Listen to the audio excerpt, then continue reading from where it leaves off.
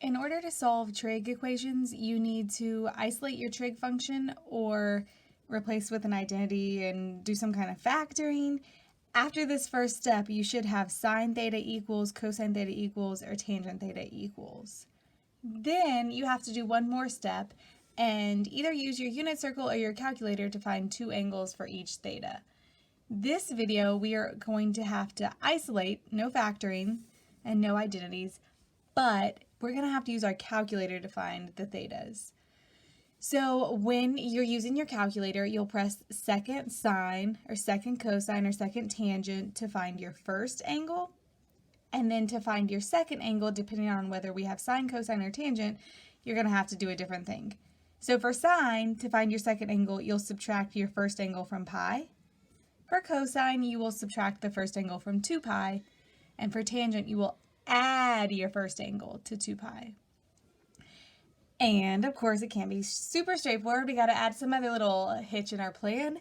If theta is negative, which will happen with sine and tangent sometimes in the fourth quadrant, you have to add 2 pi to it to make sure that you actually give us an answer that is on the interval 0 to 2 pi. Since most of our problems, well, all of our problems are going to give you this specific interval.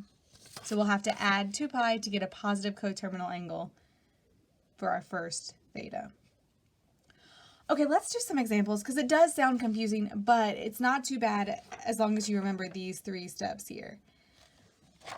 And before we do some examples, I need to point out the mode on your calculator is really important. This is the first time that we're actually pressing the sine and cosine and tangent button, so you need to make sure that you use the correct mode.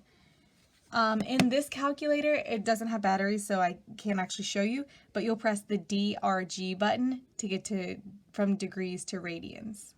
All of these problems are going to be in radians, but if you take more math classes, you may also have to do these problems in degrees, so just be aware that you'd have to change your mode. So DRG changes the mode there. For this calculator, I need to press mode, and then across the top you see I can highlight different spots, and if I want to go to degrees, I'll highlight and press enter, or I can highlight radians and press enter. And then you'll press second and mode to get back to your main screen. And similarly, for your graphing calculators, there's another mode button here. And down here on the fourth line, you can switch back and forth between radians and degrees. You hit enter to highlight degrees or enter to highlight radians. And then again, second mode gets you back to your main screen. And at the top, it'll tell you we're in radians, just like at the top of this calculator, these little RAD. Okay, I'm going to use this calculator because I think it's easier for you to see, but that's what we're going to use the whole day today. Okay, so let's solve this first equation. 5 sine theta minus 7 equals negative 4 on the interval 0 to 2 pi. Okay, so we want to first isolate this sine. So I'm going to add 7 to the other side and then divide by 5. So now I've done that first step. I have it sine theta equals some number.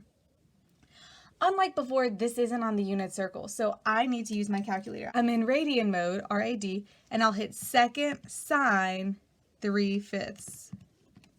That gives me my first angle. So theta 1 is 0.64.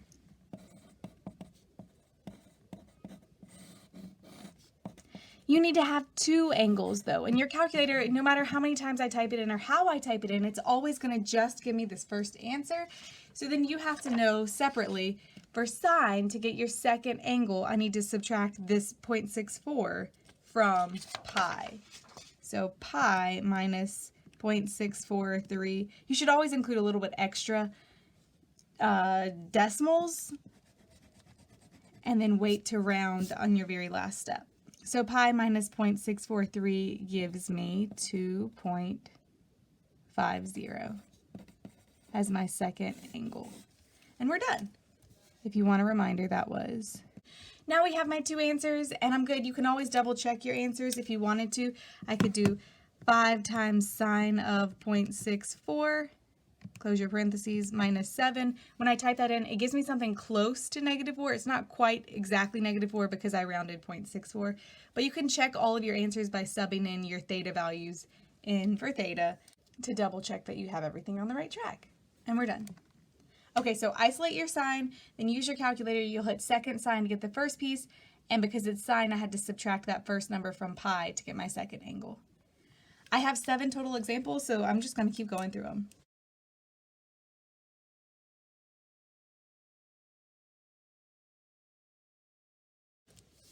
All right, for my second example, I need to isolate cosine. So first I need to add 1 over to the other side, and then I'm going to divide by 9.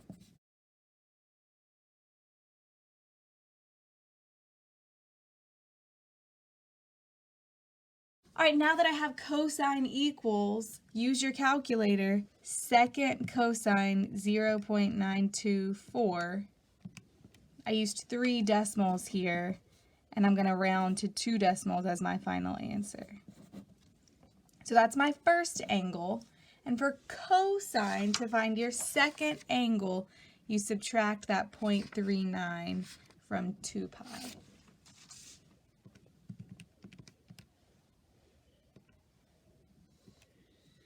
And again, I used 3 decimals when I was typing this in just to make sure there were no other rounding errors.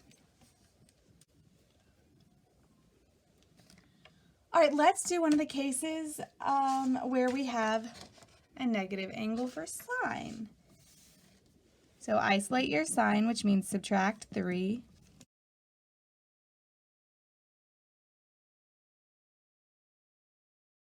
And now use inverses on your calculator. Second sine negative 0.92.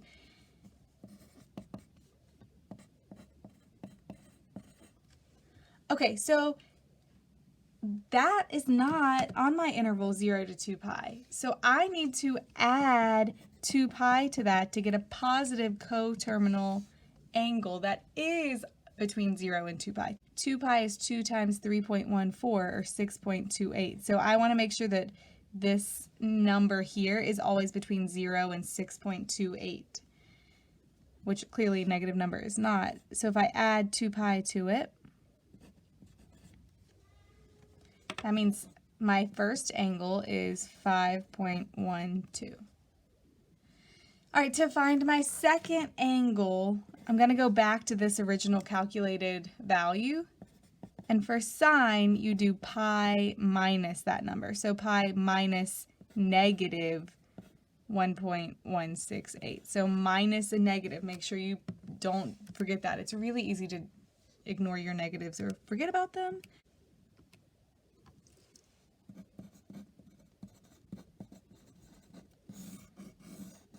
And these are my 2 answers. I could double check them by subbing them in for theta here, and I should get something close to 2.08. All right, let's keep going. Let's do some that aren't just sines and cosines, though. Let's deal with secants and cosecants for a minute. Same exact rule. We want to isolate your secant, so I'm going to divide by 2. And then now, because I don't have a secant button on my calculator, I'm going to have to use reciprocals. The reciprocal of secant is cosine, so that means flip this fraction. So I'm going to do second cosine, inverse cosine of 2/3 to get my first angle. And then for cosine, you subtract from 2 pi to get your second angle.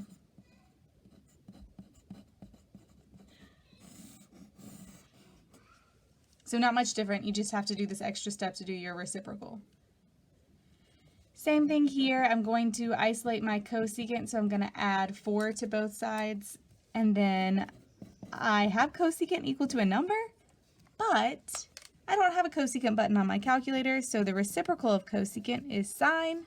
That means I need to flip that fraction. You can write anything over 1 if you need to see it clearly as a fraction.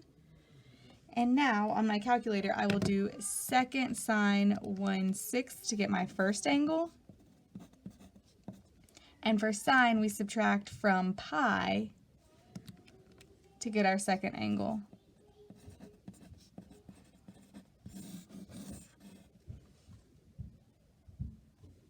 All right, let's do, so I showed you an example before where we have a negative sign, and sine equals a negative number, so we have to do a little bit extra.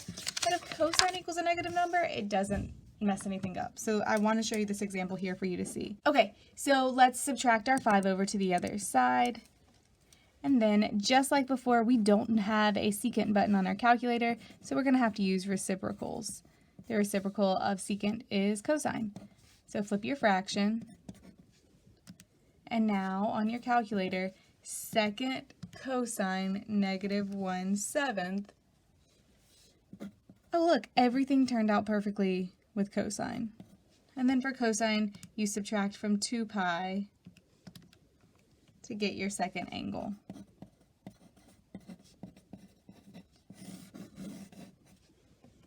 So cosine, even if it's equal to a negative number, it works out perfectly. It's just sine and tangent that are going to be the problem.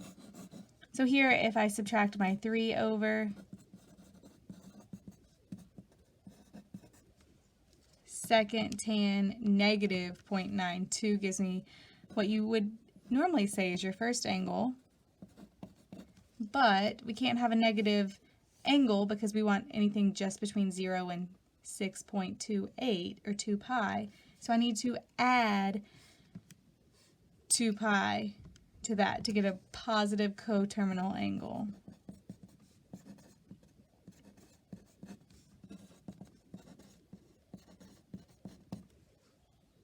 And then for tangent, you add to pi to get your second answer. So pi plus, but my original angle that I got was a negative, so pi plus this negative number should give me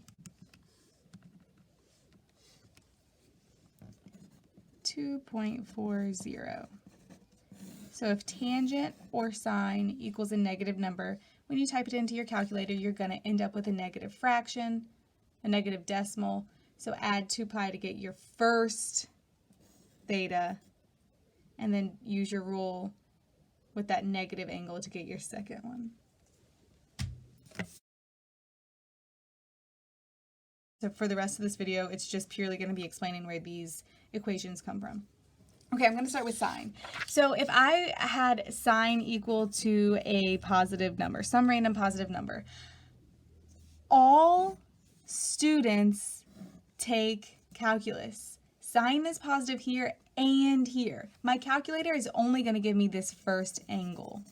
So I have to do an extra step to figure out what this second angle is, this angle. It's going to be symmetric. So whatever this number is here is going to be right here, which is a reference angle. So this is my pi value. So if I do pi minus this number, it's going to give me the yellow angle. So that's where I figure it out every time. Pi minus my original number that I was given gives me that yellow angle, which is my theta 2.